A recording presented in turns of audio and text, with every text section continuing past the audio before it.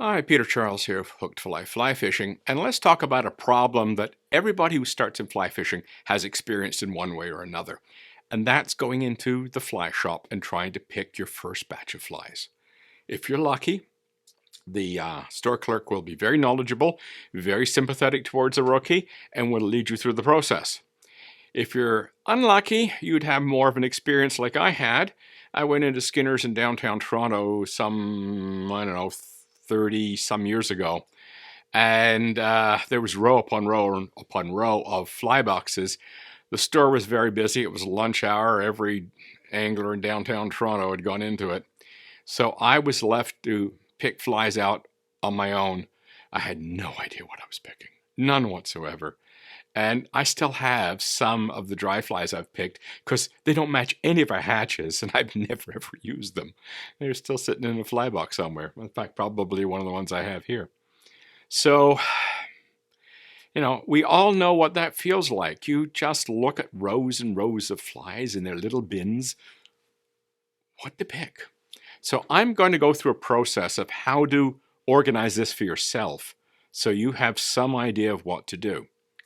And it starts with something called a hatch chart. So before the season opens, you do this in advance. You go online and find the hatch charts for your local river. And it's very simple. My local river is the Grand River, so I would just simply Google Grand River hatch chart, and up it will come.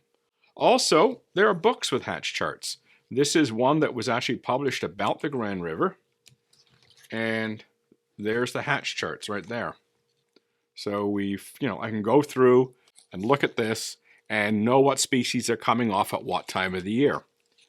I have this one on mayflies, and it's got a very considerable number of hatch charts in here, covering both the United States and Canada. So that's very valuable as well. Now, I've got one downloaded on my computer here, and it gives us two pieces of information that's quite useful. One is, when the species name, and the other is when the hatch is coming off, but it gives us two more important pieces of information, which is the size of the hook required for that particular insect, and also when the light hatches are and when the dense hatches are. So let's look at this hatch chart. So we've got the list of the insects here. We have the size of the hooks. We have the weeks it comes off. So there's our months and our weeks. And so each block is a week. And a light gray means it's a light sporadic hatch. A darker gray means it's more of a moderate hatch. And a blue is an intense hatch. So we can look at Hendrickson's, for example. We have a light hatch the second week of May, and then two dense hatches in the third and fourth week of May, and a moderate hatch in the first week of June, which is the last week that insect emerges. So it tells you the strength of the hatch, and it tells you the duration of the hatch, which is two important pieces of information. Now, you're looking at this hatch chart and you're saying to yourself, okay, well, I'm going to get one of each. No, it'll just confuse you. You cannot handle too many pieces of information and too many types of insects and too many different ways of fishing them when you're starting. I mean, look at this. This is one of my fly boxes here. Could you imagine trying to sort that out when you're a beginner? You're going to go, what is all this stuff? And there's some more on this side. I know what they all are, but I've been doing this for over 30 years. When you're starting out, you can't afford to do that. So how do you make this into a manageable number of items? First off, there's 6 types of insects listed on there. You've got mayflies, caddisflies, stoneflies, crane flies, ants, and isopods. So you've got 6 insects types on that chart. Really, you don't have to pay attention to 2. Mayflies and caddisflies. Forget about the rest. You can, fish those later when you get more experience, but for now, just forget they exist. If you're out west, you might want to include stoneflies because they get more stonefly hatches out west than we do out here in the east. But other than that, mayflies, caddisflies, that's all you need. Now, do you get them all? No. It's too complicated. Let's stick with maybe 5 or 6, and that's it. So what I would look at, Hendrickson's, You see they have a good chunk of solid blue there. That tells you you've got some good dense hatches happening. Same with gray fox. Same with Isonychia. But look at the brown drake. Light hatches. Ignore brown drake. Look at blue-winged olive, BWOs. Again, light density. Forget it. You know, your odds of seeing the BWO hatch are not that great. And here's another problem we get into when we're starting out. You know, if you work for a living, your chances to fish are usually a Saturday and Sunday. So you don't get to pick the day you go out. You take the day that you have available. And as a consequence, you're not always in a position to get the best hatches. So if you pick a sporadically hatching bug, your odds are poor. So forget the BWOs, forget the brown drakes. Light Cahill, look at that. Wow, what a nice hatch. So they're good. Mahogany duns, well, okay. Brown stoneflower, forget about those. I also look, if you look at Hendrickson's, gray fox, Isonychia, and light Cahill, look at the span of time you're being covered. From the second week of May right up into August. I mean, you've got that whole span to fish, presuming the temperatures don't get too hot. So that's what I would pick. I'd pick the Hendricksons, the gray fox, the Isonychia, and the light Cahill, and forget about all the other mayflies, just those 4. Okay?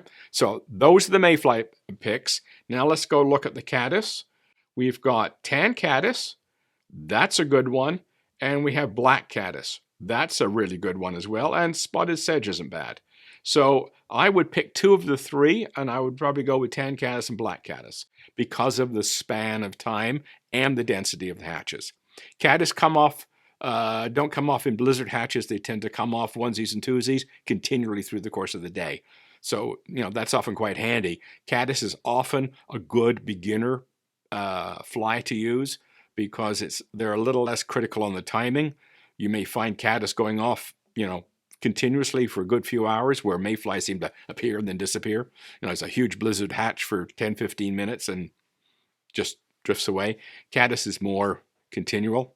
So you might want to even start with caddis over mayflies to begin with. So I would pick for this tan caddis, black caddis, and Hendrickson gray fox, Isonychia, and light Cahill. So we've got 6 bugs. Okay, that's it. Now, for those 6 bugs, once I'd write the names down, then I'd go online to see what they look like. Okay, so that's you need to know what these things look like in order to pick them up. So I'd look at the real bug and the flies.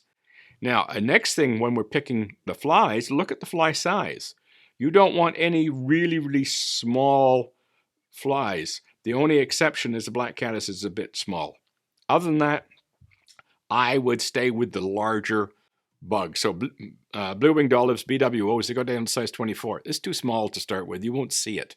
Gray fox, 12 and 14, nice and big. You'll see those easily on the water. So that's the other part of our criteria. You don't pick the small ones.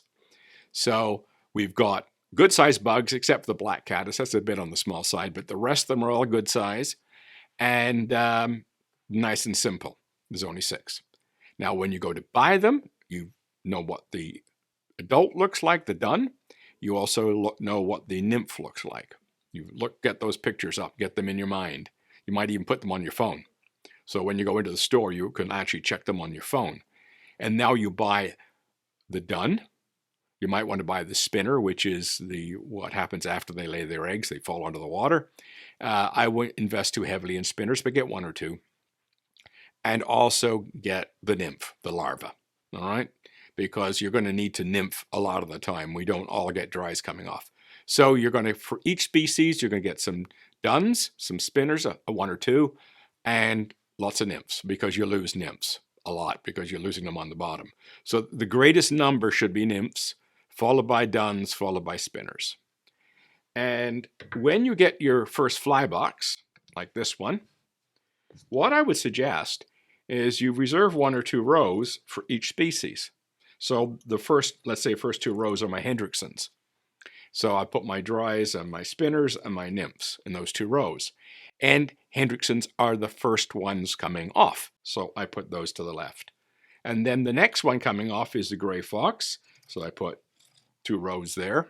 And then we have, the Isonychia, the light cahill, and then we got our 2 caddis. So by the time you're done, you've got your box divided between caddis and mayfly, and they're arranged in order of emergence, and you keep the duns, the spinners, and the nymphs together so you don't mix them up. So if you've got a Hendrickson nymph, you don't stick it with your light Cahill dries and go, is that a light Cahill, is it a Hendrickson, or is it something else? I have no idea what it is. If you keep them together and you keep them in order of emergence, you're not going to have that problem. It acts as a memory aid. And this is what we need when we start. We need memory aids because you can't keep this stuff all in your head. So if you've got it on your phone and you've organized your fly box, you can go on the water with confidence that you're picking the right insect for the time of day, the time of year, what's going on, what you can see in front of you. And you can see, I'm out, mid-May, there's a dark gray insect floating around. It's got to be a Hendrickson. Okay, let's put that on. Or I go out, it's mid-May, nothing's happening. Okay, well, I'll tie on a Hendrickson nymph. That's how this game works. It's pretty simple. And you see, mayflies on the water with their wings out to the side. Oh, spinner fall. Throw on a spinner.